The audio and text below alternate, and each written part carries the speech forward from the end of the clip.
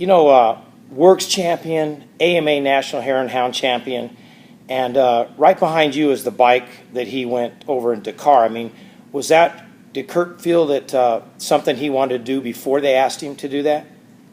Kurt told me, I want to do Dakar, but not for another 5 years. He didn't feel like he was at that maturity level yet. He still had a lot he wanted to accomplish here, and it was 6 days. But when Coma got injured and they asked him to come fill in for Mark, he said yes. It's an opportunity of a lifetime, and I'm there. It didn't matter what else he had on his plate. It was his future that he wanted, and he went for it. And he wasn't going to let anything stop him. And so yeah, he went over and did the car and performed amazingly, and then did the race in Argentina, the Route of 40, and won that. So he was on a great roll, and he was living his dream. He was achieving his goals. Now, were you with him all the time with the Dakar stuff? No, I did not get a chance to go to Dakar or the rallies or anything like that. They have their own crews over there. He had his own mechanic, Luca, that worked over there in the factory for him. So, yeah, my heart goes out to them. They had a piece of Kurt as well as everybody else.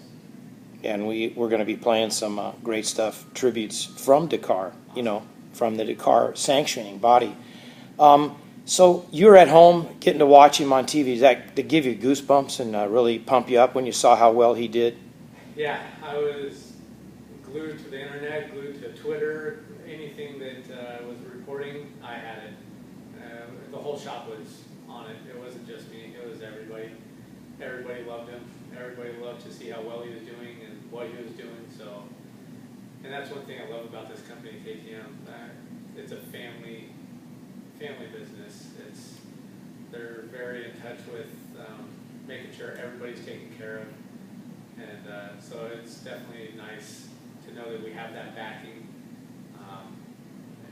And Kurt had been with KTM for 13 years.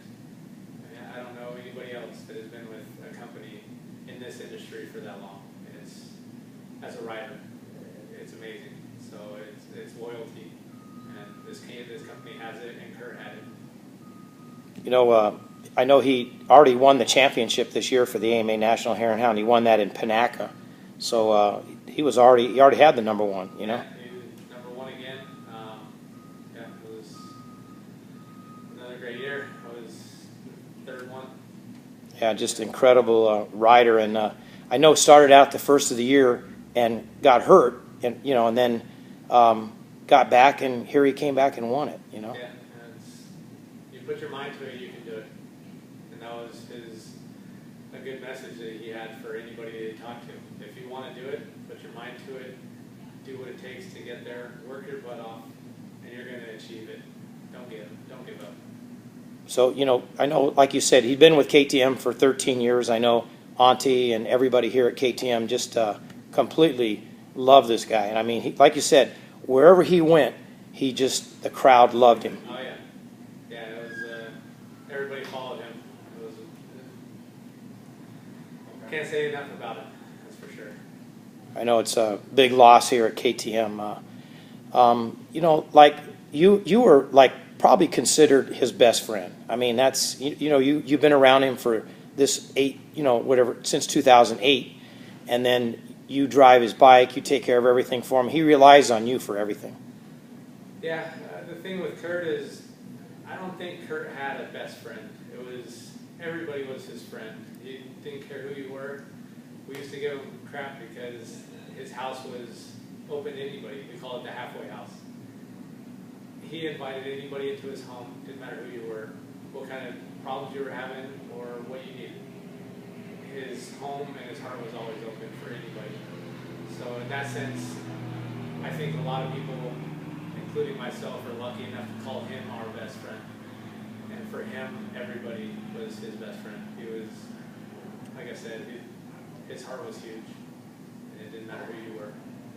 Yeah, I know, so many different riders, don't really take a lot of time for kids or people, and, kind of in their own. And it just seemed like Kurt, wherever he was, every moment, even at the start of a race, he's getting ready to start, and 30 seconds to go, he would still say hi, you know. It didn't matter. His friend Jason and I were talking this morning, and Kurt's biggest thing was memories. I mean, you're not going to remember every race win, every championship, but you're going to remember the memories. And if you don't make those memories, you're not going to remember. So it's important to make memories and enjoy life and love the people around you and love your family. Yeah, that's what he was all about. It's incredible. You know, I know Ivan. I mean, Ivan Ramirez. What can you? I mean, incredible young man that you guys took into KTM, and Kurt spent much time with this guy and really turned him into a top-notch racer. Yeah, Ivan. I mean, we saw Ivan coming up in the Hare and Hound in Baja. And Kurt again opened his home to him, and I mean, he's living at his house and took him under his wing and mentored him, trained him, and the kid's phenomenal. He's learned a lot from Kurt, and he's got a lot of great success to achieve that is possible for him. Yeah, I don't think in this world at this point in time, I don't think anyone, you know, is this rider is probably the greatest in the world. Yeah, hands down. I know KTM feels that way. I know all the people in the world feel that. So, I mean, so much accomplished. I mean, off-road, you know, winning the Works, winning the AMA National Hound, District 37, winning in Dakar. I mean, it's just incredible how quick he caught up in Dakar. Fast learner. Like I said, if it was something he wanted to achieve, he was going to achieve it. Nothing was going to stop him. Well, I know our prayers go out, you know, from DirtLive, from Score International, everybody in the world, to you, you know, your family, Nancy, Sarah, the whole gang here at KTM. We really want to send our prayers out. Thank you. We appreciate it. All right. Once again, DirtLive here with Anthony, and we're going to cut back to some more great videos of Kurt Caselli.